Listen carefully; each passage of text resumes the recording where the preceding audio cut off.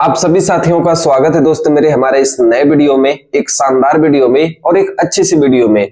आज हम पढ़ने वाले हैं कक्षा 10वीं की गणित की ये प्रश्नावली 2.1 है, यानी जो हमारा दूसरा चैप्टर है उसके बारे में हम पढ़ने वाले हैं। ठीक है, ध्यान देना, बहुत इंपॉर्टेंट ये चैप्टर है। इस चैप्टर में जो कंसेप्ट आपको दिए गए हैं, इस कंसेप्ट से हम सारे चैप्टर्स के सवालों को लगा सकते हैं। जैसे में प्रश्नावली 2 है, प्रश्नावली 3 है और प्रश्नावली 4 है। ठीक है, तो सबसे पहले हम इस चैप्टर के कंसेप्ट को समझेंगे। ठीक है, आपको देखिए ये प्रश्नावली 2.1 की टोटल 6 सवाल दिख रही है। ये जो 6 सवाल है ना, ये मात्र 1 मिनट में सवाल हल होने वाली है। जैसे ही हम प्रश्नावली 2.1 की ये 6 सवाल को हल करेंगे, इसके बाद हम प्रश्नावली 2.2 के जितने भी कंसेप्ट है उसको हम पढ़ेंगे। तो बड़ा ध्यान से समझना। एक बात आप ध्यान से समझिएगा कि ये देखिए हमारे पास एक चतुर्थांश है। इस चतुर्थांश में एक एक्स अक्ष होता है, एक एक्स डैश अक्ष, एक वाई अक्ष, एक वाई डैश अक्ष। जो ये एक्स अक्ष है ये मान धनात्मक में, जो डैश वाला मान होता है वो ऋणात्मक में। जो ये वाई अक्ष है इसका मान धनात्मक में, जो वाई डैश है इसका मान ऋणात्मक में। तो इसको ध्यान से समझने के लिए क्या है, हमें समझना होगा कि जहां डैश लगा होता है वो मान माइनस में होता है, जहां डैश नहीं लगा होता है वो मान प्लस में होता है। जो मूल बिंदु होता है इसका मान 0 होता है। इस बात का आप लोग ध्यान रखिएगा। ठीक है, अब इसी के माध्यम से हम पूरी सवाल को लगा देंगे। कैसे, देखिए ध्यान से। आपको यहाँ पे इसी की जगह पे पहली सवाल दिख रही है। क्या आपको यहाँ पे पहली सवाल दिख रही है प्रश्नावली 2.1 की? अब उसमें ध्यान से देखिएगा कि एक एक्स अक्ष है, इस एक्स अक्ष के ऊपर एक रेखा गई है, यहाँ पे एक और रेखा गई है एक्स अक्ष के ऊपर। क्या वो रेखा एक्स अक्ष को काट रही है? तो बोलोगे भैया नहीं काट रही, यानी शून्यकों की संख्या कितनी हो जाएगी? 0 हो जाएगी।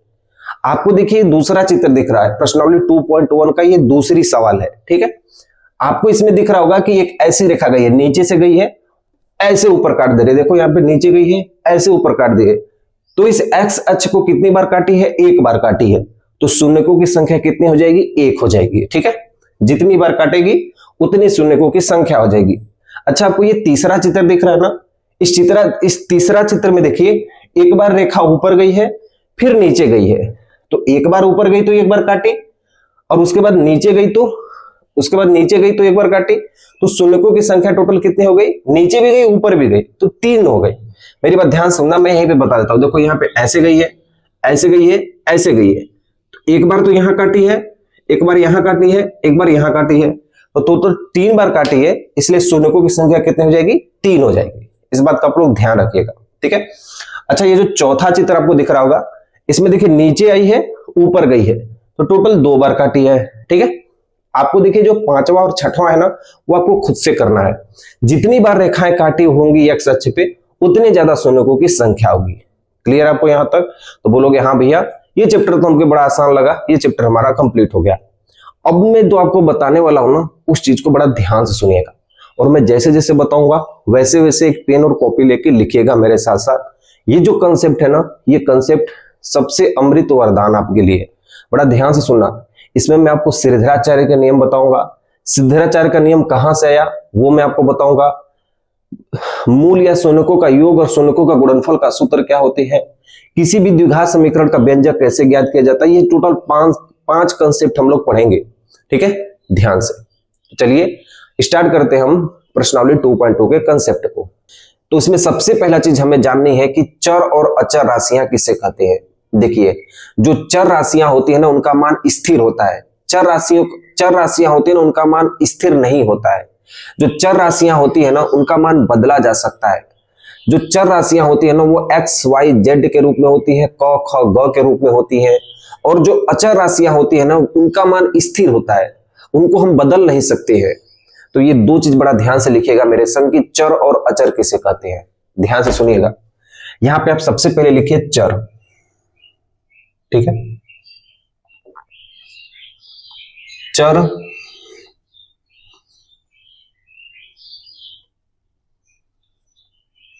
वे राशियां होती हैं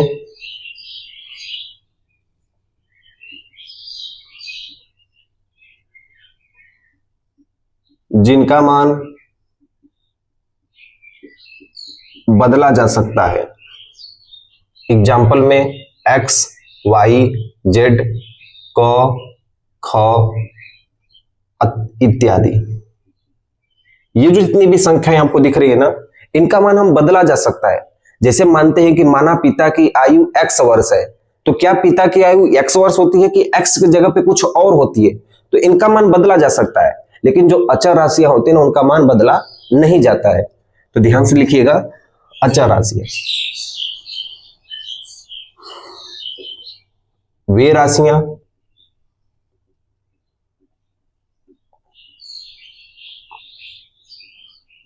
जिनका मान स्थिर होता है उसे अचर कहते हैं।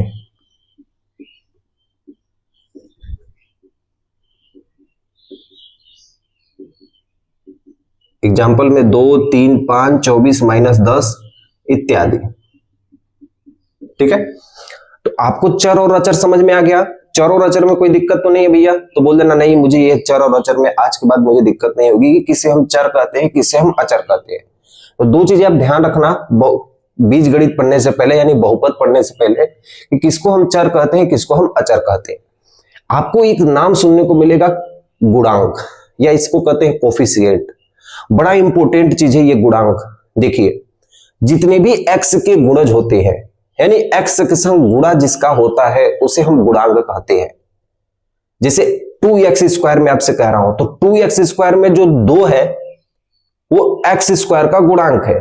तो मेरे साथ आप लिखिएगा, गुणांक किसे कहते हैं, इसे स्टार बना लेना, ये सबसे इंपॉर्टेंट चीज है, गुणांक। ठीक है, इसे हम कहते हैं कोफिशिएंट। गुणांक किसे कहते हैं, ध्यान से समझना। देखो, चर के साथ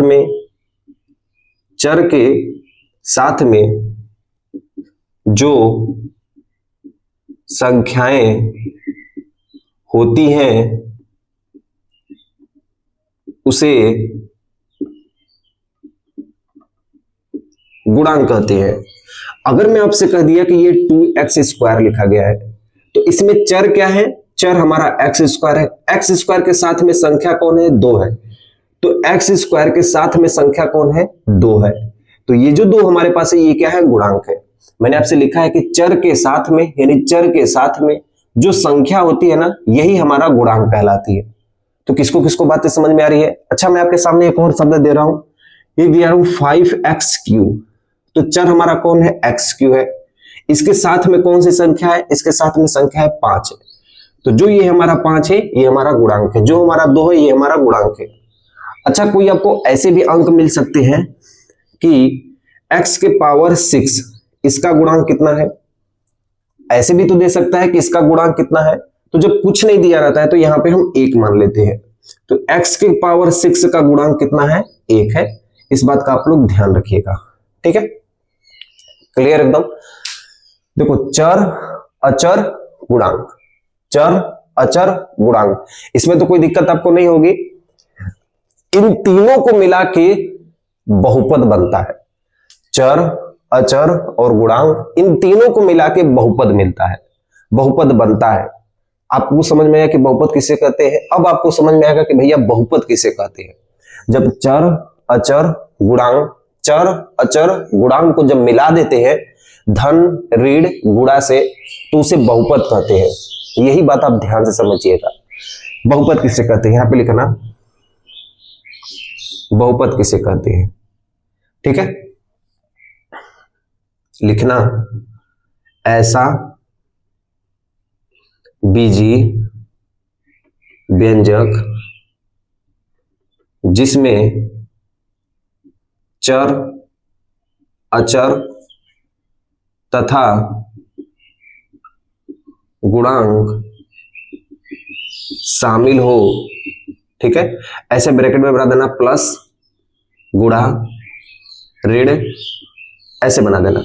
इन तीनों के बीच में होना चाहिए। जो ये ऐसा बीजी व्यंजक जिसमें चर, अचर, गुणांक ये तीनों शामिल हो, उसे हम क्या कहते हैं? बहुपद।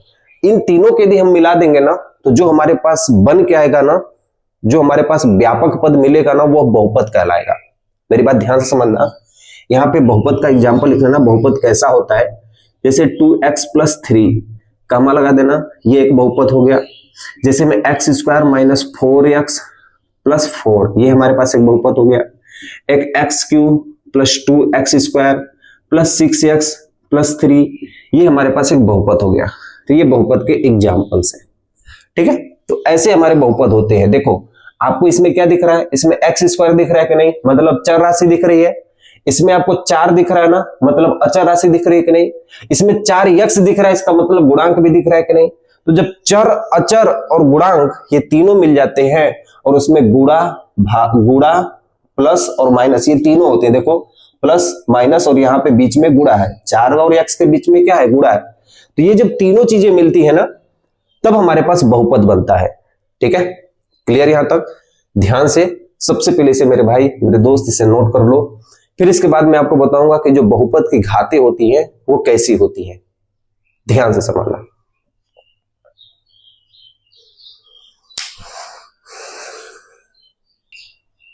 ठीक है, तो आपको यहां तक पूरी बातें समझ में आई तो बोल देना हाँ भैया हमको यहां तक समझ में आ गई। अच्छा एक बात ध्यान से समझिएगा कि बहुपद के जो पद होते हैं ना, ये टोटल 3 प्रकार के होते हैं। एक रैखिक बहुपद, एक द्विघात बहुपद, एक त्रिघात बहुपद। तो इसमें अंतर क्या होता है, बड़ा ध्यान से समझना। सबसे इंपॉर्टेंट चीजें इस चैप्टर के कंसेप्ट में ध्यान से सुनो। सबसे पहले यहां पे लिखना बहुपद की घात, ठीक है, ऐसे बना देना बहुपद की घात, बहुपद की घात। देखो ध्यान से, ये जो बहुपद की घात है ना, ऐसे कॉलम बना देना टोटल 3 ठो। ऐसे आप लोग भी जैसे मैं बना रहा हूं ऐसे 3 घात बना देनी, ये आपके लिए समझने के लिए है। एग्जाम वाला आपसे ऐसे घात, ऐसे डायग्राम आपसे नहीं पूछेगा। एग्जाम वाला ऐसे आपसे नहीं कहेगा कि भैया आप ऐसे घात बनाओ। एग्जाम वाला आपसे ये पूछेगा कि इस समीकरण को हल कीजिए और बताइए कि ये रैखिक है, कि ये द्विघात है, कि ये त्रिघात है। तो इस बात का आप लोग ध्यान रखिएगा। तो बहुपद की घात टोटल 3 प्रकार की होती है। एक है रैखिक बहुपद, एक है रैखिक बहुपद, एक है द्विघात बहुपद, एक है त्रिघात बहुपद। अगर 3 से ज्यादा घात होते हैं उसे हम बहुघात कहते हैं या पॉलिनोमियम कहते हैं, ठीक है। अच्छा देखो रैखिक बहुपद किसे कहते हैं, यहां पे लिख देना चर की, क्या लिख देना, चर की अधिकतम घात, चर की अधिकतम घात 1 हो। ये बात आप ध्यान से समझना। रैखिक बहुपद किसे कहते हैं, जिसमें चर की अधिकतम घात कितनी हो, 1 हो। मैं आपके सामने एक संख्या लिख देता हूं, एक बहुपद लिख देता हूं 2x + 3। तो इसमें जो चर हमारा है, चर हमारा इसमें क्या दिख रहा है, क्या हमारा 3 चर है, नहीं 3 हमारा अचर है। 2 हमारा चर है, नहीं 2 हमारा गुणांक है। लेकिन जो इसमें अचर है, जो इसमें चर है, चर हमारा x है, x का अधिकतम घात कितना होना चाहिए, 1 होना चाहिए। अगर 1 है तो वो कौन सा बहुपद कहलाएगा, रैखिक बहुपद कहलाएगा। अच्छा द्विघात बहुपद में जो चर की अधिकतम घात कितनी होनी चाहिए, चर की अधिकतम घात कितनी होनी चाहिए, 2 होनी चाहिए। मेरी बात ध्यान समझना, जैसे x² - 4x + 6 है कि नहीं है, तो इसमें जो चर की अधिकतम घात कितनी है, वो कितनी है, 2 होनी चाहिए। त्रिघात बहुपद में क्या होगा, इसमें जो अधिकतम घात है वो कितनी होना चाहिए, 3 होना चाहिए। जैसे x³ + 6x² + 2x + 5। तो चर की अधिकतम घात कितनी होनी चाहिए, देखो यहाँ पे 2 भी है, यहाँ पे 1 भी है, लेकिन अधिकतम घात कितनी होनी चाहिए, 3 होने चाहिए। तब 3 होगा तो उसे हम कहेंगे त्रिघात बहुपद। अच्छा ये भी आप पूछोगे भैया कि 3 से ज्यादा हो जाएंगे तो क्या कहेंगे, उसे हम कहते हैं बहुघात। क्या कहते हैं, बहुघात। लेकिन हमारे चैप्टर्स में, पूरे एनसीईआरटी के चैप्टर में सिर्फ द्विघात तक ही दिया है। त्रिघात शायद 1-2 क्वेश्चन दिया होगा, त्रिघात से ज्यादा क्वेश्चन नहीं दिया है, ठीक है। ध्यान देना मेरी बातों को। आप ये भी सोचते होगे भैया कि क्या हम इसको द्विघात कह सकते हैं, नहीं, मुझे अधिकतम घात जानना है। अधिकतम घात यदि 3 रहेगा तो उसे त्रिघात कहेंगे, अधिकतम घात यदि 2 रहेगा तो उसे हम द्विघात कहेंगे, अधिकतम घात यदि 1 रहेगा तो उसे हम रैखिक बहुपद कहेंगे, ठीक है। इस बात का आप लोग ध्यान रखिएगा। तो आपको समझ में आया कि भैया रैखिक बहुपद किसे कहते हैं, द्विघात बहुपद किसे कहते हैं, त्रिघात बहुपद किसे कहते हैं। जिसकी घात 1 हो उसे रैखिक, जिसकी अधिकतम घात 2 हो द्विघात, जिसकी अधिकतम घात 3 हो उसे त्रिघात कहते हैं। आपने एक नाम सुना होगा, समीकरण का नाम सुना होगा। देखिए समीकरण किसे कहते हैं, ठीक है। ऐसे ही आप हेडिंग डाल देना, समीकरण किसे कहते हैं? समीकरण इसे कहते हैं इक्वेशन। ठीक है, तो समीकरण में भी ऐसे 3 बना देना, समीकरण में भी ऐसे 3 बना देना। एक हमने नाम सुना है रैखिक समीकरण, रैखिक, ऐसे समीकरण को स्टार बना देना, ये सबसे इंपॉर्टेंट चीज है। ठीक है, रैखिक समीकरण। एक हमारे पास होता है द्विघात समीकरण, द्विघात समीकरण। एक हमारे पास त्रिघात समीकरण, त्रिघात समीकरण। तो सबसे पहले देखिए रैखिक समीकरण किसे कहते हैं? अच्छा, रैखिक समीकरण को हम लोग कहते हैं लाइनियर इक्वेशन, इसे हम कहते हैं लाइनियर इक्वेशन। देखो जो समीकरण होते हैं ना, समीकरण में देखिए होता क्या है कि यदि बराबर के बाद यदि 0 दे दिया, मेरी बात ध्यान से सुनिएगा, समीकरण किसे कहते हैं? यदि किसी बहुपद के बराबर के बाद यदि 0 दे दिया तो उसे हम समीकरण कहते हैं। जैसे 2x² + 6x + 5 बराबर यदि 0 दे दिया तो उसे हम समीकरण कहते हैं। तो यही बात आप ध्यान से देखिएगा, समीकरण हम तभी कहेंगे जब तक बराबर के 0 ना हो या दायां पक्ष बराबर बायां पक्ष ना दिया हो, तब तक उसे हम समीकरण नहीं कहेंगे। तो मेरे साथ आप लिखिएगा कि जब भी बराबर के बाद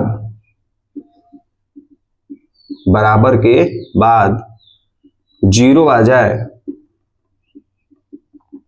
उसे समीकरण कहते हैं। ये सबसे आसान भाषा में लिखवाया हूं, आपके समझने के लिए मैं लिखवाया हूं कि समीकरण किसे कहते हैं? जब भी बराबर के बाद 0 आ जाए उसे हम समीकरण कहते हैं। ये बात आप लोग ध्यान रखिएगा, इसे मैं स्टार बनवा के लिखवाया हूं। देखो समीकरण में 2 पद होते हैं, एक लेफ्ट हैंड साइड, ठीक है, इसे लेफ्ट हैंड साइड कहते हैं, इसे कहते हैं राइट हैंड साइड कहते हैं, इसे हम कहते हैं, ठीक है, बायां पक्ष कहते हैं, बायां पक्ष। और राइट हैंड साइड को हम लोग कहते हैं दायां पक्ष। कौन सा पक्ष कहते हैं? दायां पक्ष कहते हैं। देखो रैखिक समीकरण, एक द्विघात समीकरण, एक त्रिघात समीकरण। तो मैंने आपको बोला है कि रैखिक समीकरण किसे कहते हैं, जिसे लाइनियर इक्वेशन किसे कहते हैं। तो रैखिक समीकरण में जो बहुपद की घात होगी वो 1 होगी। मेरी बात ध्यान से समझना, जो रैखिक समीकरण होगी वो बहुपद की घात कितनी होगी?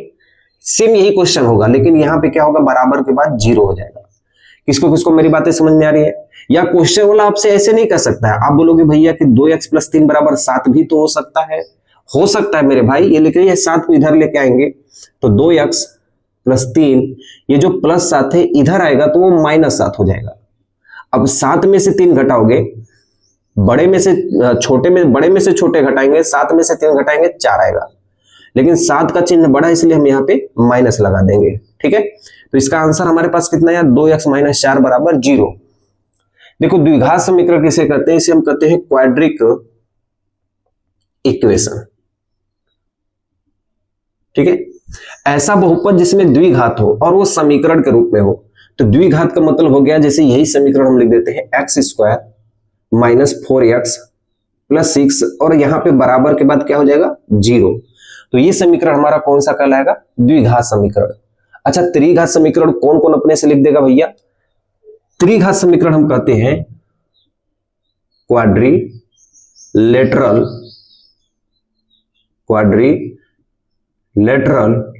इक्वेशन। देखो त्रिघात समीकरण किसे कहते हैं?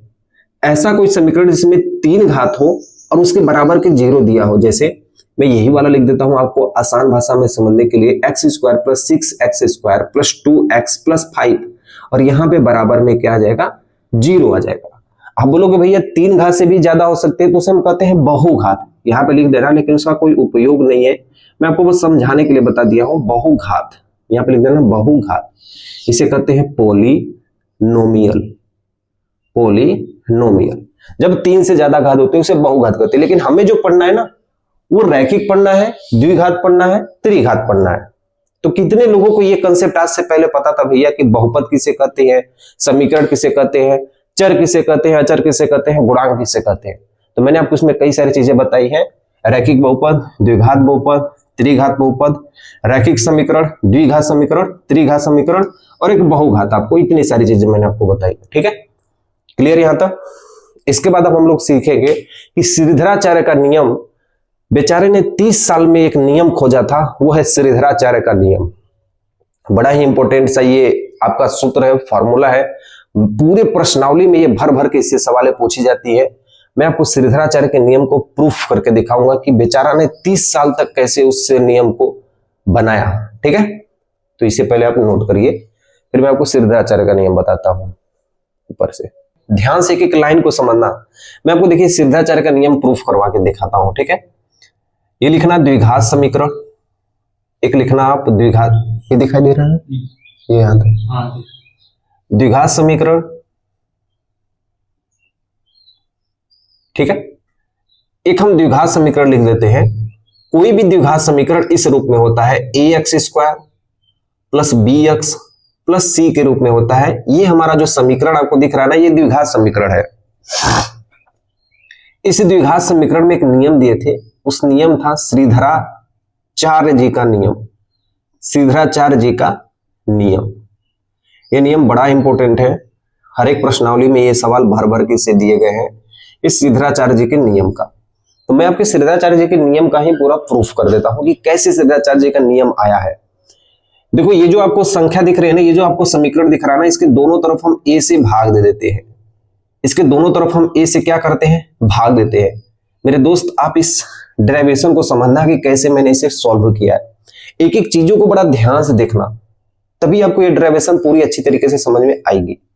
जब आपको एक बार ये चीजें समझ में आ जाएगी ना, तो जो सवाल है ना प्रश्नावली 2.2 की, 3.1 की, 3.2 की, 4.1 की, ये आपके लिए सबसे ज्यादा आसान हो जाएगी। इसलिए मैं पहले कंसेप्ट को बताता हूं, मेरी बात ध्यान से समझना। हमने दोनों तरफ a से भाग दे दिया, तो a से भाग देंगे, a से टोटल पदों में a से भाग देंगे, तो a से a के भाग देंगे तो यहां पे बचेगा x स्क्वायर प्लस b बटा के ax प्लस c बटा के a बराबर 0 में a का भाग देंगे तो 0 हो जाएगा। a से a में भागा देंगे तो a कट जाएगा, सिर्फ बचेगा x स्क्वायर। a से b में भागा देंगे तो b बटा के a हो जाएगा। a से c में भागा देंगे तो c बटा के a हो जाएगा।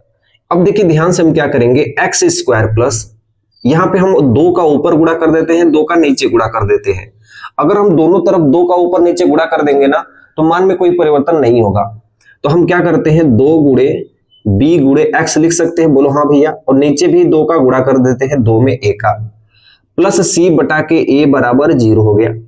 अच्छा ध्यान से समझना, हम यहाँ पे एक चीज करते हैं, x स्क्वायर, इस x को आगे लिख देते हैं, तो 2 गुणे x गुणे b बटा के 2a लिख सकते हैं, बोलो हाँ भैया, ऐसा हम लिख सकते हैं।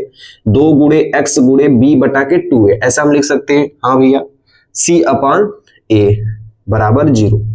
अच्छा हम इसमें एक चीज करते हैं, x स्क्वायर प्लस 2 गुणे x गुणे b बटा के 2a, इसमें हम जानते हैं क्या करते हैं, अगर किसी मान में, जैसे मान लो ये 4 है, इसमें 2 जोड़ दिए 2 घटा दिए, तो इस 4 के मान में कोई परिवर्तन नहीं होगा। मतलब 2 जोड़ दिए 2 घटा दिए, तो 4 2 6, 6 में से 2 जाएगा, फिर 4 आ जाएगा, इसलिए मान में कोई परिवर्तन नहीं होगा। इसलिए इसको द्विघात समीकरण बनाने के लिए हम इसमें क्या करते हैं, इस बेचारे में हम b अपान 2a का होल स्क्वायर जोड़ देते हैं और b अपान 2a का होल स्क्वायर घटा देते हैं। आपको मैं बताऊंगा कि ऐसा मैं क्यों किया हूं। प्लस c बटा के a बराबर 0। आपको बस ध्यान से समझना है, इसको देखते रहना है, ठीक है, इसको देखते रहना है, देखते देखते आपको समझ में आ जाएगा। तो क्या हमारे पास ये दिख रहा है, a प्लस बी का होल स्क्वायर, तो हम यहाँ पे लिख देंगे x प्लस बी बटा के 2a का होल स्क्वायर, बोलो हाँ भैया। अच्छा ये सारी वैल्यू हम उधर भेज देते हैं, तो जो चीज प्लस में है वो माइनस में हो जाएगी, जो चीज माइनस में है वो प्लस में हो जाएगी। इस b स्क्वायर को वहां पे भेजेंगे तो ये b स्क्वायर हो जाएगा, इसको भी उधर भेजेंगे तो देखो 2 दूना के कितना हो जाएगा, ये 4, a का स्क्वायर कर देंगे तो क्या हो जाएगा, a स्क्वायर, बोलो हाँ। ये प्लस का c है उधर हम भेज देंगे तो ये हो जाएगा माइनस का c बटा के a हो जाएगा। कोई दिक्कत कोई परेशानी बोल देना नहीं भैया, यहां तक हमें कोई दिक्कत कोई नहीं है, आप डेरिवेशन को सोल्व करिए। तो x प्लस बी अपान 2a का होल स्क्वायर जो हमारे पास आएगा, देखो इन दोनों का जो लसा होगा वो कितना होगा, इन दोनों का जो लसा होगा वो 4a स्क्वायर, क्योंकि ये यहाँ पे a यहाँ पे भी है, इसलिए इसका जो लसा होगा वो 4a स्क्वायर होगा। इससे ये वैल्यू कट जाएगी तो हमारे पास ऊपर बचेगा सिर्फ b स्क्वायर, a से a का मान कट जाएगा तो यहाँ पे बचेगा 4a, 4a का गुणा c में करेंगे तो 4ac हमारे पास हो जाएगा, बोलो हाँ भैया। इस वैल्यू को हम यहाँ पे सॉल्व करते हैं ध्यान से, ठीक है। हम यहाँ पे लिख देते हैं x प्लस बी बटा के 2a। देखो ये जो स्क्वायर है ना इधर जाएगा, ये स्क्वायर जैसे इधर जाएगा ये करड़ी में बन जाएगा, तो हमारे पास बचेगा करड़ी में B square minus 4ac, B square minus 4ac बटा के इस 4 को हम क्या लिख सकते हैं, 2 गुणे 2 लिख देंगे तो कहाँ जाएंगे, और ए स्क्वायर को हम क्या लिखेंगे, ए गुणे ए लिखेंगे, कोई दिक्कत। 4 को हम 2 दूना के 4 लिख सकते हैं, ए स्क्वायर को हम ए गुणे ए लिख सकते हैं। अब मेरी बातें ध्यान समझना, जब भी रूट में 2 मान गुणा में होते हैं, एक ही मान 2 बार गुणा में होते हैं तो बाहर निकल जाते हैं। मैंने आपको बोला है कि करड़ी में कौवा गुणे कौवा, एक कौवा बाहर निकल जाएगा। तो इस तरह x प्लस बी बटा के 2a बराबर जो वैल्यू आएगी वो आएगी हमारे पास plus minus B square minus 4ac बटा के, देखो ये 2 एक बार बाहर निकल जाएगा, ये a भी एक बार बाहर निकल जाएगा। बोलो हाँ भैया, मेरी बातें ध्यान समझना।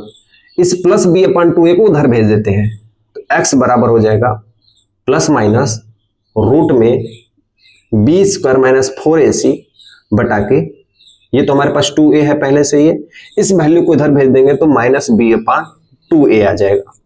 अच्छा, दोनों का हर समान है ना, तो सबको पता है भैया कि जब हर समान होता है तो डायरेक्ट मान घटा देते हैं, तो इसको हम लिख सकते हैं, देखो घटाएंगे तो इसमें से इसको घटाएंगे, इस वैल्यू को हम आगे ही लिख देते हैं अच्छे दिखने के लिए। तो b प्लस माइनस रूट में बी स्क्वायर माइनस 4ac बटा के 2a, यही जो आपको नियम दिख रहा है, ये बेचारे हमारे एक सिद्धराचार्य जी थे, वही इसने सिद्ध किया था। लिख देना यही श्रीधराचार्य जी का नियम है, ठीक है। हमने इसको 5 मिनट में सोल्व कर दिया, उसने 30 साल लगा दिया, ठीक है। नियम है ये जो आपको नियम दिख रहा है ना, यही श्रीधराचार्य जी का नियम है। ये जो नियम आपको दिख रहा है ये श्रीधराचार्य जी का नियम है।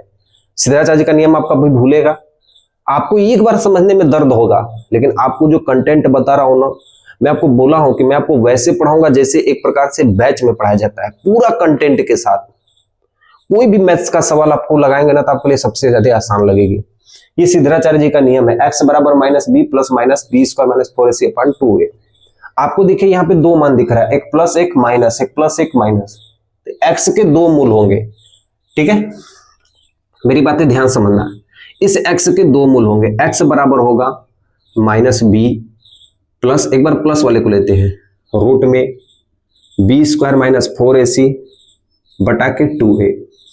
एक बार x का मान ध्यान से देखना, एक बार x का मान जो आएगा, एक बार x का मान आएगा वो माइनस बी, एक बार देखो हमने यहाँ पे प्लस वाला लिया है, एक बार हम माइनस वाला लेंगे, माइनस रूट में बी स्क्वायर माइनस 4ac बटा के 2a, ठीक है।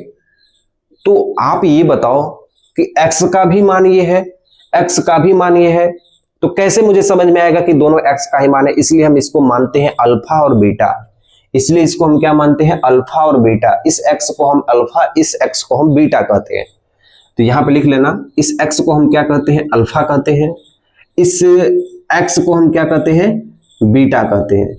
इस अल्फा को कहते हैं अल्फा, इस x को हम क्या कहते हैं, बीटा कहते हैं। तो अब जो अल्फा का सूत्र होगा वो सेम यही होगा, माइनस बी प्लस रूट में बी स्क्वायर माइनस 4ac बटा के 2a, ठीक है। अब ये जो बीटा का सूत्र होगा माइनस बी माइनस रूट में बी स्क्वायर माइनस 4ac बटा के 2a। तो क्या मेरी बातें आपको समझ में आ रही है? अब तो देखिए ये जो अल्फा और बीटा है ये है क्या, ये जो अल्फा और बीटा है ये है क्या, तो ध्यान से यहाँ पे एक लिख लेना, जो ये अल्फा और बीटा है ना, अल्फा और बीटा को, ठीक है, यहाँ पे लिखना अल्फा और बीटा को मूल कहते हैं। क्वेश्चन आपसे पूछेगा कि एक द्विघात समीकरण है, इसका मूल ज्ञात कीजिए। एक द्विघात समीकरण है, ऐसे आपको द्विघात समीकरण दे देगा x square plus 5x plus 12, इसका मूल ज्ञात कीजिए। तो इसी अल्फा और बीटा को हम लोग मूल कहते हैं। आपसे कहेगा कि शून्य ज्ञात कीजिए, आपसे कहेगा क्या चीज, शून्य ज्ञात कीजिए। इसी अल्फा और बीटा को हम लोग शून्य भी कहते हैं। आपसे क्वेश्चन कहेगा कि x square plus 5x plus 12 के शून्य ज्ञात कीजिए। जब चैप्टर्स आप लगाएंगे तो वहां पे आपको देखने नाम सुनने को मिलेगा, शून्य ज्ञात कीजिए। तो इसी अल्फा और बीटा को मूल भी कहते हैं, इसी अल्फा और बीटा को शून्य भी कहते हैं। इसी अल्फा और बीटा को हम लोग, ठीक है, कहीं कहीं जड़ लिखा होता है, कहीं कहीं रूट से लिखा होता है, कहीं कहीं जीरोज लिखा होता है, कहते हैं, कहते हैं। ठीक है, यहां तक है कोई दिक्कत? तो इसी अल्फा और बीटा को हम लोग मूल कहते हैं, शून्य कहते हैं, जड़ कहते हैं, रूट्स कहते हैं, जीरोस कहते हैं, ये सब वैल्यू हम कहते हैं इसी अल्फा और बीटा को। यही बात आपको ध्यान रखनी है, यही बेचारे सिद्धराचार्य जी का नियम था। इससे रिलेटेड जितनी भी सवालें हैं ना, हम सारी सवालों को हल कर देंगे। इससे रिलेटेड जितनी भी सवालें हैं ना, हम सारी सवालों को हल कर देंगे। मैं आपको एक सवाल बताऊंगा, यकीन मानना चैप्टर की सारी सवालें हैं ना, जितनी भी सवालें हैं, जब मैं आपको प्रश्नावली 2.2 पढ़ाऊंगा ना, तो बोलोगे भैया ये मेरे लिए सबसे ज्यादा आसान है। इसलिए मैं सबसे पहले कंसेप्ट बताता हूं। आपके पास एक बार कंसेप्ट समझ में आ जाएगा तो आप तो खुद ही ऐसे सवाल लगाओगे, बोल देना भैया आपने जिस तरीके से बताया था मैंने उसी तरीके से किया और मेरे एग्जाम में पूरे के पूरे नंबर आए हैं। ठीक है, ये सिद्धराचार्य जी का नियम है। आपको सिर्फ ये नियम याद करना है, आपको ये डेरिवेशन नहीं याद करना है। ये डेरिवेशन आपको मैं बताया हूं, आपको भाई इसे डेरिवेशन को समझने के बाद आपको सोचने की क्षमता थोड़ी बढ़ जाएगी, इसलिए मैं आपको डेरिवेशन बताया हूं। लेकिन आपको जो रूल याद करना है वो यही याद करना है। इसको याद करना है, एक इसको स्टार बना लेना, इसको याद करना है, एक इसको याद करना है। तो इसको तीनों को अलग जगह आप लिख देना, ठीक है, तीनों को आप अलग जगह लिख देना और ये वाली वैल्यू लाइन लिख देना नीचे। यही बस आपको तीनों से मतलब है। ठीक है, ध्यान रखना, आपको सिर्फ ये तीनों चीज याद रखनी है, आपको ये ऊपर डेरिवेशन नहीं करनी, आपको ये तीनों चीज याद रखनी है।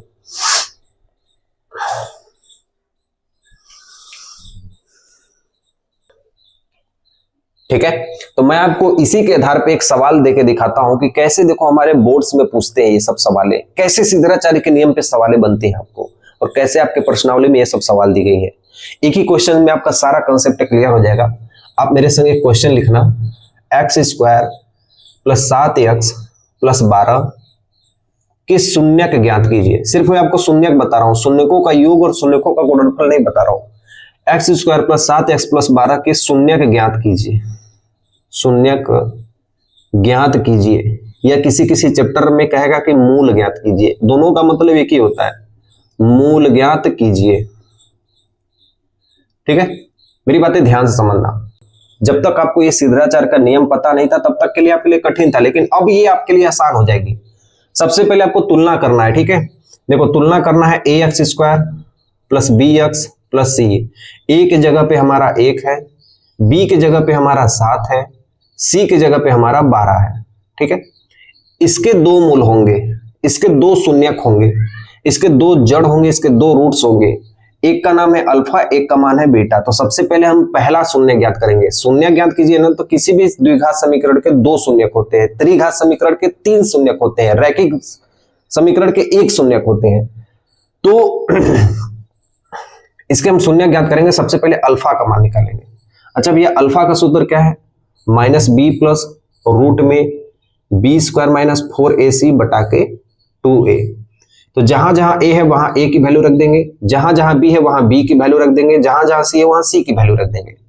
तो अल्फा बराबर हो जाएगा -b -7 हो जाएगा, प्लस रूट में b मतलब 7 का स्क्वायर -4 गुणे a का मान कितना है? 1 है, गुणे c का मान कितना है? 12 है, बटा के हमारे पास क्या हो जाएगा? 2a हो जाएगा। a का भी वैल्यू यहाँ पे रख देते हैं। इसको सॉल्व कर लेना भैया। ये -7 है, प्लस 7 कितना होता है भैया? 49 होता है, -12 चौक कितना होता है? 48 होता है, बटा के हमारे पास क्या हो जाएगा? 2a। तो अल्फा का मान क्या है? -7 प्लस 49 में से 48 घटाएंगे तो 1, और करड़ी में 1 का मान यहाँ पे लिख देना, करड़ी में 1 का मान 1 होता है। ठीक है, तो यहाँ पे हो जाएगा हमारे पास 1, बटा के हमारे पास क्या हो गया? 2a। तो अल्फा बराबर एक -1 प्लस, तो वो चिन्ह घट जाते हैं, -7 में 1 घटाओगे तो ये -6 हो जाएगा, बटा के 2। a का मान मतलब a का यहाँ पे 1 लिख देते हैं ना, 2 एकम 2, तो इसको हम काट देंगे तो अल्फा का मान कितना आ गया? -3 आ गया। अब मेरी बातें ध्यान से समझिएगा, मैंने आपको यहाँ पे अल्फा का मान निकाल के दिखा दिया। अब मैं आपको यहाँ पे बीटा का मान निकाल के दिखा दूंगा। तो बीटा बराबर फार्मूला क्या होगा? बीटा बराबर फार्मूला क्या होगा? बीटा बराबर फार्मूला होगा -b - रूट में b² - 4ac बटा के 2a। ये बीटा का फार्मूला है। क्या यही फार्मूला हमने यहाँ पे लिखा है? हाँ भैया, हम ये सारे वैल्यू यहाँ पे, ये जो वैल्यू आपको दिख रही है इसमें हम पुट कर देते हैं। तो -7 का स्क्वायर -4 गुणे 1 गुणे 12 बटा के 2 गुणे a की वैल्यू कितनी है? 1 है। हम ये सारे मानों को पुट कर दिए। b बराबर -7 प्लस 7 का वर्ग कितना होता है भैया? 49 होता है, -12 चौक कितना होता है? 48। ठीक है, बटा के 2 एक कम 2, तो बीटा बराबर हो जाएगा -7 माइनस इसकी वैल्यू हमने यहाँ पे निकाली है, कितनी है 49 में से 48 घटाएं 1, करड़ी में 1 होता है तो वहां पे वैल्यू 1 ही आती है। और बटा के हमारे पास क्या हो गया 2, तो जो बीटा का मान आया ये माइनस माइनस जुड़ते हैं तो 7 एक कितना हो गया भैया 8 हो गया, और बटा के हमारे पास कितना है 2, काट पीट देंगे तो हमारे पास आएगा -4। ठीक है, अब देखिए यहाँ पे 2 मूल हमें प्राप्त हुए, 2 शून्यक प्राप्त हुए। इन दोनों मूल्यों का मान यदि हम किसी समीकरण में रखेंगे ना तो इस पूरे समीकरण का मान 0 हो जाएगा। आप कहोगे भैया ऐसा हो ही नहीं सकता है, इन दोनों का मान यदि हम इस समीकरण में रखेंगे तो इन समीकरण का मान 0 हो जाएगा। क्या मैं इधर का मिटा के उसको सोल्व कर दूं? यही हमें देता है कि शून्यकों की जांच कीजिए। आपको क्वेश्चन इस तरह भी पूछा जाता है कि शून्यकों की जांच कीजिए, क्या ये शून्यक हम निकाले हैं वो सही है? अगर यह मान हम इसमें रख देंगे, अगर यह मान पूरा 0 हो जाएगा, इस द्विघात समीकरण का मान 0 हो जाएगा, तो इसका मतलब है कि यह शून्यक हमारा सही है, यह समीकरण हमारा क्या है सही है।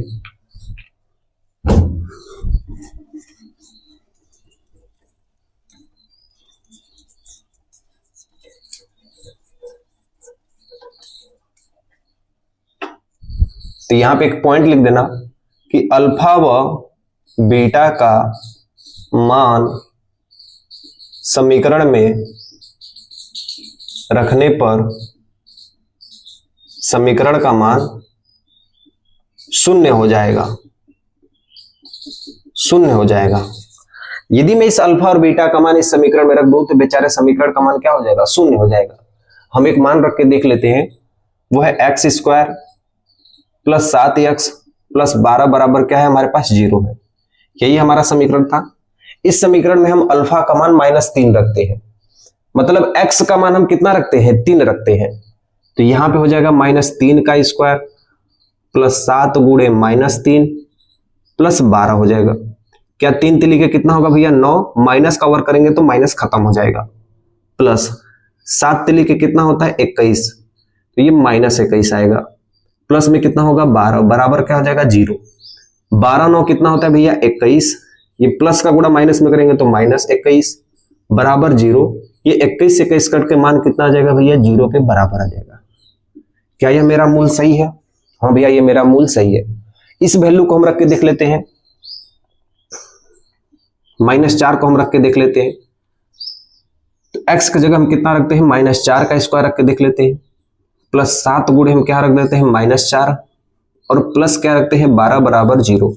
4 चौके कितना होता है 16, 7 चौके कितना होता है -28 प्लस ये कितना हो गया 12, 12 16 कितना होता है 28, प्लस का गुणा माइनस में होगा तो ये भी 28 बराबर 0। 28 से 28 कट जाएगा तो 0 बराबर 0। बड़ा ध्यान से समझना, एक बार आपको ये चीजें समझ में आ गई ना तो आपके लिए सबसे ज्यादा आसान हो जाएगी। अब बताइए कि आपको ये शून्यक और सिद्धाचार्य का नियम कितना आसान हो गया। अब आपको बताइए कि ये जो शून्यक और सिद्धाचार्य जी का नियम है वो कितना आसान हो गया। तो हमें वो चीजें पता नहीं होती हैं, जब एक बार चीजें हम जान लेते हैं ना, और जब उसी के आधार पे हम कई सारे सवालों को जब हम प्रैक्टिस कर लेते हैं तो वो सवाल हमारे लिए आसान हो जाती है। और मैं वैसे कभी भी आपको नहीं पढ़ाऊंगा कि आपका प्रश्नावली 2.1 खत्म हो गया भाई, ये फार्मूले हैं, इस फार्मूले के आधार पे ये सब सवालें लगेंगी। वैसे सवालें तो भाई चंद समयों में भूल जाती हैं, एग्जाम आएगा ना उस समय वो सवालें भूल जाती है।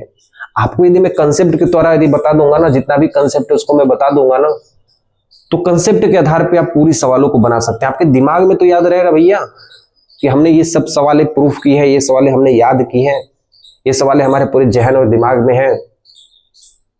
ठीक है, तो ये देखो क्वेश्चन आपसे इस तरह पूछेगा कि एक आपको समीकरण दे देगा, इसके शून्य ज्ञात कीजिए, इसका मूल ज्ञात कीजिए। तो शून्य ज्ञात करने के लिए आपको ये वाला फॉर्मूला, मूल शून्य ज्ञात करने के लिए आपको अल्फा और बीटा का फॉर्मूला, बस एक जगह प्लस एक जगह माइनस। हम सारे मान को रख के शून्य पहले ज्ञात कर लेंगे, जो शून्य आएगा उसका मान यदि हम समीकरण में रख देंगे, मान यदि 0 आ गया तो समझ लेना वो हमारा शून्य सही है। क्लियर यहां तक आपको? पहले नंबर पे से भैया इसे नोट कर लीजिए ऊपर से। ठीक है, क्लियर यहां तक हो गया। अब देखिए मैं इसी सवाल को ट्रिक के जरिए से आपको बताता हूं, इसी सवाल को मैं ट्रिक के जरिए बताता हूं आपको। हो सकता है ये सवाल आपको बहुविकल्पी में दे दे, तो आप तो इतना बड़ा शून्य आप लगाओगे नहीं एग्जाम में, अरे बोलो भैया, आप इतना बड़ा शून्यक लगाओगे एग्जाम में? क्या आप इसे लगा सकते हो 1 नंबर के लिए? इसे मैं ट्रिक के द्वारा बताता हूं कि ट्रिक के द्वारा आप इसे कैसे लगा सकते हो। मेरी बातें ध्यान से समझना। मैंने क्या कहा है कि x square plus 7x plus 12 इसका शून्य ज्ञात कीजिए। ठीक है, इसको मैं ट्रिक के साथ बताता हूं। यहां पे लिख देना इसको ट्रिक के साथ कैसे हल करें। और ये ट्रिक तभी यूज होगा जब आपका ये क्वेश्चन एमसीक्यू में दिया हो, मतलब मल्टीपल चॉइस क्वेश्चन यानी बहुविकल्पी में यह प्रश्न दिया हो तो। देखो 7 को ऐसे 2 भागों में तोड़ दो, ऐसे लिख देना। पहला स्टेप नंबर 1 में हमें ये करना है, स्टेप नंबर 1 में ऐसे लिख देना, तभी आपको समझ में आ जाएगा कि 7 को ऐसा जोड़ो या घटाओ, ऐसा 7 को ऐसा जोड़ो या घटाओ कि गुणा करने पर 12 प्राप्त हो। इस 7 को हम ऐसा जोड़ो या घटाओ कि गुणा करने पर 12 प्राप्त हो। तो क्या हम 7 को 4 और 3 के रेशियो में तोड़ सकते हैं? 4 3 कितना होता है 12, 4 और 3 जोड़ देंगे तो कितना होगा 7। तो ये हमारा रूल हो जाएगा कि नहीं? 4 को ऐसा जोड़ो या घटाओ, 7 को ऐसा जोड़ो या घटाओ कि गुणा करने पर कितना आ जाए 12 आ जाए। दूसरा नंबर पे इसका साइन चेंज करना है। इसका साइन क्या करना है? चेंज करना। यदि ये प्लस है तो इसको माइनस में लिख देना है, यदि ये प्लस है तो इसको माइनस में लिख देना है। तो दूसरे नंबर पे जो आपको स्टेप करना है वो है साइन चेंज। इसका साइन चेंज कर देना है। यदि प्लस रहेगा तो माइनस, माइनस रहेगा तो प्लस कर देना है। तीसरे नंबर पे क्या करना है? स्टेप नंबर 3, एक्स स्क्वायर के गुणांक से भागा देना है। गुणांक से भागा देना है। आपके लिए ये एक बार कठिन होगा, लेकिन आप इसे बार बार करेंगे तो आपके लिए आसान हो जाएगा। एक्स स्क्वायर का गुणांक कितना है? 1 है, तो 1 से भागा दे दो। हमारे पास आंसर कितना आ गया? -4 -3। लग गया कि नहीं आंसर? भाई कितनी बड़ी सवाल थी, आप बोलो कितनी बड़ी सवाल थी, कितनी बड़ी सवाल थी। हमने इसको कितना समय में लगा दिया? इतनी लाइन में लगा दिया। मैं आपको एक बार और प्रैक्टिस करके दिखाता हूं, ध्यान से देखना। यदि आपके सामने एक क्वेश्चन दे दिया, मैं आपको क्वेश्चन एक करवा के दिखाता हूं। एक्स स्क्वायर -6x प्लस 5, आपके सामने ऐसा क्वेश्चन हो गया। तो यहां पे 1 है, इसका इसमें गुणा किया जाएगा। ऐसा जोड़ूं या घटाऊं कि 5 प्राप्त हो। तो 6 को यदि हम -5 -1 के रूप में लिख देंगे तो -6 प्राप्त नहीं हो जाएगा? बोलो हाँ भैया। कैसे? अगर -5 में अगर -1 जोड़ देंगे तो -6 नहीं मिल जाएगा? अरे भैया यदि -5 में -1 जोड़ देंगे तो -6 नहीं प्राप्त हो जाएगा? बोलो हाँ भैया। इसका गुणा करेंगे तो 5 1 कम 5 प्लस 5 मिल गया कि नहीं? 5 1 कम 5 और माइनस का माइनस गुणा होगा तो प्लस मिल जाएगा। अब दूसरे नंबर पे इसका क्या करना है? साइन चेंज कर देना है। माइनस है तो क्या कर देना है? प्लस कर देना है। तीसरे नंबर पे एक्स स्क्वायर के गुणांक से क्या करना है? भाग दे देना है। तो इसका आंसर हमारे पास कितना आएगा? 5 और 1। एक्स का जो मूल होगा वो कितना होगा? 5 और 1 होगा। तो कितनी आसानी तरीके से हम इसे ट्रिक से भी हल कर सकते हैं, कितनी आसानी तरीके से इसे हम ट्रिक से हल कर सकते हैं। ये रही दूसरा मेथड, जब आपको बहुविकल्पी में दे। आपको मैं तीसरा मेथड बताता हूं, इसी सवाल को मैं विस्तृत में बताता हूं तीसरे मेथड में। ठीक है, ध्यान समझना। क्या है? X square plus 7x plus 12 बराबर 0। यहां पे 1 मान लेना है, 12 का गुणा 1 में करना है। तो 12 एकम कितना हो गया? 12। इस 12 का लसा ले लेना है। 2 6 12, 2 3 6, 3 एकम 3। ऐसा क्या जोड़ूं या घटाऊं कि 7 हमें प्राप्त हो? तो 4 में 3 को जोड़ोगे तो भैया कितना होगा? 7 प्राप्त हो जाएगा। या 3 में 4 भी जोड़ेंगे तो भी 7 हो जाएगा। दोनों हम कर सकते हैं। 3 में 4 जोड़ो तो भी 7 होगा, 4 में 3 जोड़ेंगे तो भी 7 होगा, लेकिन गुणा करने पर 12 आना चाहिए। एक्स स्क्वायर प्लस 7 को हम 3x प्लस 4x लिख सकते हैं भैया। बोलो हाँ। प्लस 12 बराबर 0। आपको इतना भी नहीं करने आता, मैं आपको इससे भी आसान भाषा में समझाता हूं। एक्स स्क्वायर प्लस 7 को हम क्या लिख सकते हैं? 4 प्लस 3 लिख सकते हैं कि नहीं? x प्लस 12 बराबर 0। एक्स स्क्वायर प्लस इस 4 का गुणा x में होगा तो 4x, इस 3 का गुणा x में होगा तो 3x प्लस 12 बराबर 0।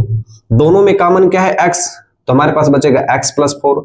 इन दोनों में कॉमन क्या है? 3, तो बचेगा x प्लस 4। इन दोनों पद में कॉमन क्या है? x प्लस 4 कॉमन है। अरे दोनों पद में भैया हमें क्या दिखाई दे रहा है? कॉमन x प्लस 4 दिखाई दे रहा है। तो जो हमारे पास बच गया वैल्यू x प्लस 3 हमारे पास क्या हो गया? बच गया। अब यहां से इसका हम मूल निकालेंगे। x माइनस 4 बराबर क्या हो जाएगा? 0। तो माइनस 4 जैसे उधर जाएगा ये प्लस का 4 बन जाएगा। बोलो हाँ भैया। अरे ये +4 है ना, तो +4 उधर जाएगा तो -4 बन जाएगा। x माइनस 3 बराबर x प्लस 3 बराबर क्या हो जाएगा 0, x बराबर -3 हो जाएगा। तो हमें x के कितने मूल प्राप्त हुए, 2 मूल प्राप्त हुए। ठीक है, आपको मैंने सिद्धाचार्य नियम से बताया, वहां पे भी यही आंसर आया था। आपको मैंने ट्रिक से बताया, यही आंसर आया है यहाँ पे 4 और 3। आपको मैंने इस रूल के अनुसार बताया है कि मध्य पदों को 2 पदों में तोड़कर इसे हल करना, आपका आंसर यही आया है। तो लगाने के कई सारे तरीके हैं, मैं आपको कई तरीके बताया हूं, लेकिन जो सबसे बढ़िया तरीका है वो है सिद्धाचार्य नियम का। ठीक है, अगली चीज देखो, क्वेश्चन हमसे पूछा जाता है, आप जब प्रश्नावली 2.2 को ओपन करेंगे ना, आप एक बार ओपन कीजिए और वहां पे देखिए पहला ही क्वेश्चन आपको दिया गया है। मैं यहाँ पे पढ़ के ही सुनाता हूं। देखो, इस प्रश्नावली 2.2 की जो पहली सवाल उसमें दिया है कि निम्न द्विघात बहुपदों के शून्य ज्ञात कीजिए। क्या आप शून्य ज्ञात कर देंगे? जिस तरीके से मैंने ये सवाल बताई है, क्या आप उस तरीके से शून्य ज्ञात कर देंगे? और दिया है कि शून्यकों तथा गुणांकों के बीच संबंध की सत्यता की जांच कीजिए। तो क्या आप जांच भी कर देंगे? जिस तरीके से मैंने मान रख के 0 मान सॉल्व किया है, आप उस तरह कर देंगे, तो अब आपके लिए कितना आसान हो जाएगी। ठीक है, कभी कभी क्वेश्चन ये भी पूछता है कि शून्यकों का योगफल क्या होगा, शून्यकों का गुणनफल क्या होगा। तो अभी हम सीखेंगे कि शून्यकों का योग और शून्यकों का गुणनफल कितना होता है। देखना, एक हेडिंग डालना, वो है शून्यकों का योग, शून्यकों का योग, या इसको कह सकते हैं मूलों का योग। ठीक है, मूलों का योग यानी अल्फा प्लस बीटा का मान पूछ रहा है।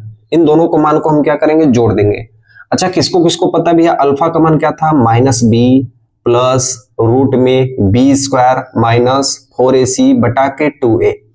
ठीक है, मैं चीजों को बार बार लिख रहा हूं, अल्फा का मान ये है, बीटा का मान आगे है, तो इसे लिखने से बार बार मैं लिखूंगा ना, तो आपको ये फार्मूला देखते देखते याद हो जाएगा।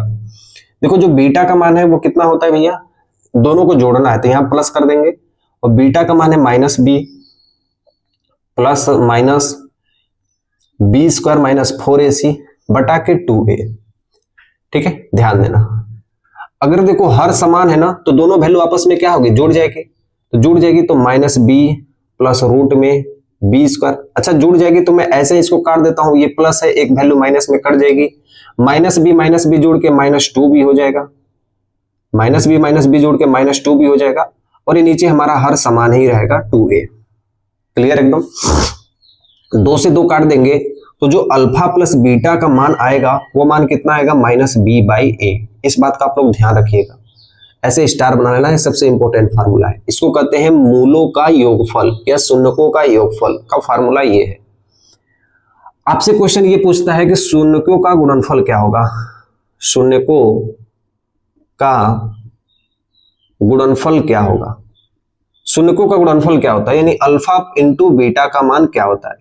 तो अल्फा का मान रख देते हैं -b प्लस रूट में b² माइनस 4ac बटा के 2a, गुणा होगा यहाँ पे होगा -b, बीटा का मान रख देते हैं -b माइनस रूट में b² माइनस 4ac बटा के 2a। मेरी बातें ध्यान से समझना मेरे दोस्त, गुणा जैसे ही हम करेंगे, देखो 2 दूना के कितना होगा, नीचे का गुणा कर लेते हैं तो 2 दूना के कितना होता है, सबको पता है भैया, 2 दूना के 4, a में a का गुणा करेंगे तो a² हो जाएगा। अब देखो, इसकी गुणा हम इसके संग करेंगे। ठीक है, तो आपको ये दिख रहा है, इसको हम मान लेते हैं a प्लस b, इसको मान लेते हैं a minus b, a plus b a minus b, a plus b a minus b। Formula किसको किसको याद है भैया, a plus b a minus b बराबर a² माइनस b² होता है, a² minus b², a plus b और a minus b। अच्छा, आपको एक चीज दिख रहा होगा कि माइनस का स्क्वायर करेंगे तो ये b² हो जाएगा, ये अल्फा इंटू बीटा का मान निकल रहा हूं, माइनस इस करड़ी से ये स्क्वायर खत्म हो जाएगा, तो हमारे पास बचेगा b² माइनस 4ac, और नीचे हमारे पास है 4a²। इस b² से ये b² खत्म हो गया, इस माइनस का गुणा यदि इस माइनस में होगा तो ये वैल्यू प्लस हो जाएगी। अल्फा प्लस बीटा बराबर अल्फा इंटू बीटा बराबर हो जाएगा, देखो क्या यह 4 से 4 कट रहा है, क्या यह a से a खत्म हो जाएगा, एक a, तो हमारे पास बचेगा c बटा के a। ठीक है, ये जो फार्मूला है, ये फार्मूला है शून्यकों का योगफल। तो यहां पे जो फार्मूला निकला है, इस फार्मूला को लिखना, शून्यकों का योगफल बराबर -b/a, शून्यकों का गुणनफल शून्यकों का गुणनफल वो हमारे पास आया है सी बाई ए। क्लियर यहां तक? शून्यकों का योगफल माइनस बी बाई ए, शून्यकों का गुणनफल सी बाई ए। शून्यकों का गुणनफल योगफल जो होगा अल्फा प्लस बीटा का मान होगा वो माइनस बी बाई ए, और शून्यकों का जो गुणनफल होगा वो सी बाई ए होगा। तो इतनी बात आपको ध्यान रखनी है, ठीक है। ये सबसे आसान कंसेप्ट है, इस पे आपको क्वेश्चंस भर भर के मिलेंगे। आप जब उदाहरण लगाओगे, जब आप प्रश्नावली लगाओगे, तो उसमें आपको जब ये सब सवाल आपको पूछेंगे ना, तो आपके लिए तो ये सबसे ज्यादा आसान होगा, आपके लिए आसान होगा। मैं सबकी बात नहीं कर रहा हूं, जो इस वीडियो को देख रहा है, जो इस कंटेंट को देख रहा है, उसके लिए ये आसान होगी। इसे नोट करना, मैं इसके आधार पे एक सवाल बताता हूं आपको। देखो, अल्फा प्लस बीटा का मान हमने क्या निकाला है? Minus B by A. Alpha into beta का मान हमने क्या निकाला है? C by A. हम वही क्वेश्चन लेते हैं, फिर से वही क्वेश्चन लेते हैं, x square plus 7x plus 12 को लेते हैं।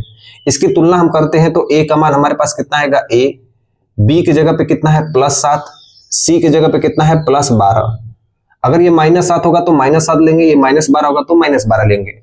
अगर हमसे कहेगा कि शून्यकों का योगफल ज्ञात कीजिए, हम यहाँ पे लिखेंगे शून्यकों का योगफल। यदि हमसे इसी क्वेश्चन का हमसे पूछेगा कि शून्यकों का योगफल ज्ञात कीजिए, शून्यकों का योगफल, तो हम फटाक से फॉर्मूला लगा देंगे, अल्फा प्लस बीटा बराबर होता है माइनस बी बटा के ए। ठीक है, तो माइनस बी मतलब माइनस 7 बटा के ए का मतलब कितना हो गया? 1। 7 बटा 1 का मान कितना होता है? 7। हमसे क्वेश्चन ये यदि पूछेगा कि शून्यकों का गुणनफल कितना होगा, अल्फा इंटू बीटा का मान कितना होगा, तो हम लिख देंगे सी बटा के ए। तो अल्फा इंटू बीटा बराबर क्या होगा? सी बटा के। सी का मान कितना है भैया? 12 है। ए का मान कितना है भैया? 1 है। 12 में 1 का भाग देंगे तो हमारे पास कितना होगा? 12 ही होगा। मेरी बातें आपको समझ में आ रही है? अभी आपको समझ में आ रही है तो बोलोगे हाँ भैया, ऐसी सवाल हमें दिया जाएगा तो हम शून्यकों का योगफल और शून्यकों का गुणनफल हम निकाल देंगे, कोई दिक्कत कोई परेशानी नहीं है। अच्छा, इसके जो शून्य का थे आपको याद है? इसी क्वेश्चन के शून्य का आप अपना पेज पलटिए और वहां पे देखिए, इसके हमने 2 शून्य निकाले थे। इस क्वेश्चन के हमने 2 शून्य निकाले थे। ठीक है, इस क्वेश्चन के हमने 2 शून्य निकाले थे। ठीक है, उन दोनों शून्य का नाम था -4 और -3। क्या आपको वो दिख रहे हैं आपके पेज में? बोलोगे हाँ भैया। इसके जो शून्य है मुझे 4 और 3 दिख रहे हैं। देखो क्या वही किया हूं, शून्यकों का योगफल 4 और 3 को जोड़ दोगे तो कितना होगा? 7। माइनस का चिन्ह लग जाएगा। और इनका गुणनफल कर दोगे तो 4 3 कितना होगा? 12। माइनस का गुणा माइनस का सम होगा तो प्लस होगा। देखो यही शून्यक है, इसका गुणा करना है, इसका जोड़ देना है। यही वैल्यू हम डायरेक्ट निकाल सकते हैं बिना सिद्धाचार्य के नियम से। ठीक है, तो यदि आपसे क्वेश्चन ये कहे कि शून्यकों का योगफल ज्ञात करना है, शून्यकों का गुणनफल करना है, तो आप ये वाला फॉर्मूला लगाएंगे। ठीक है, और यदि आपसे कहा कि मूल ज्ञात करना है या शून्य ज्ञात करना है, तो आप सिद्धाचार्य जी का नियम लगाओगे, या आपको जो ट्रिक बताया हूं वो लगाओगे, बहुविकल्पी में दिया हो, या आपको सिद्धाचार्य नियम न कह के दिया हो तो मध्य पदों को 2 पदों में बांटकर हल करना है। तो आपको पूरी कंसेप्ट समझ में आ गई? ठीक है, क्लियर यहां तक? तो अगली वीडियो में हम पढ़ेंगे प्रश्नावली 2.2 की पहली सवाल को पढ़ना स्टार्ट करेंगे। तैयार रहिएगा, वो वीडियो जब मैं बनाऊंगा कल के दिन। ऐसा नहीं है कि आप एक ही दिन में सारा वीडियो देख लो, ऐसा नहीं करना है मेरे भाई मेरे दोस्त, आपको पर डे पढ़ना है। और जब आपको वो प्रश्नावली पढ़ाऊंगा अगले दिन मतलब है तो यूट्यूब पे अपलोड ही, लेकिन मेरी बात ध्यान से सुनना, आप चीजों को डेली करके पढ़िएगा। और जैसे ही वो प्रश्नावली लगाइएगा या मेरे संग वो पढ़िएगा, तो आपको उससे पहले ये वाली क्लास, आज की पूरी क्लास को रिवाइज करना है। जो भी कंसेप्ट लिखा गया है आपके कॉपी में, उन सारे कंसेप्टों को बार बार रिवाइज करना है, बार बार याद करना है। ठीक है, जितने भी फार्मूले आपको बताए हो, जितने भी आपको ट्रिक समझाया हो, जितने भी चीजें आपको बताया हो, सब आपको याद करना है दूसरी प्रश्नावली पढ़ने से पहले। फिर जो प्रश्नावली 2.2 है, फिर वो मैं आपको सबके आसान बना दूंगा। वो सिर्फ और सिर्फ आपको, वो टोटल आपकी सवालें हैं 4 6 12 सवालें हैं। हम उसको जल्द से जल्द खत्म करने की कोशिश करेंगे। ठीक है, क्लियर यहां तक? मिलता हूं नेक्स्ट वीडियो में, तब तक के लिए मेरी तरफ से सेवा समाप्त।